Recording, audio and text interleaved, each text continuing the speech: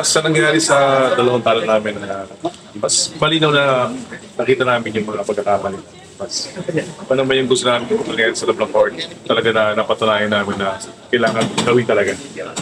May mga chance talaga na yung pasensya namin nawawala. Pero sabi ko nga, yung take time naman para makuha yung gusto namin mangyari sa loob ng court. Like yung gagawa namin pagka-system.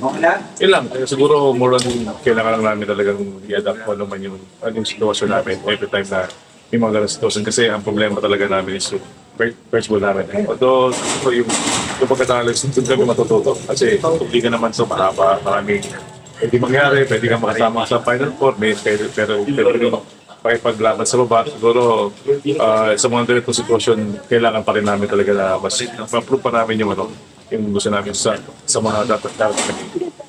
This is any question din. Ah, sa'yo lang din sasagot ko. So, wala din ang ah, wala rin. Naiinip lang siguro kami. May mga bagay na nakukuha na sana namin yung ayun na nakakalimutan namin na lahat ng mga gustong mangyari coach is effective pero hindi namin nagagawa. And which is hindi yung pagtutuunan namin ng pansin na kailangan din namin matutunan yun.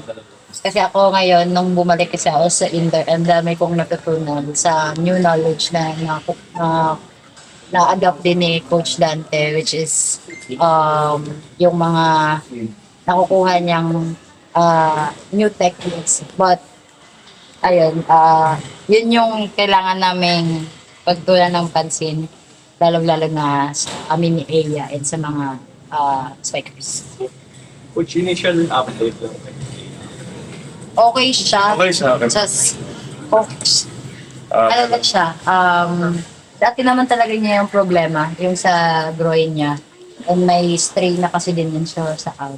So, I think napwersa lang din niya siguro kanina. But tomorrow, meron siyang check-up and meron siyang hopefully makabalik siya sa next week.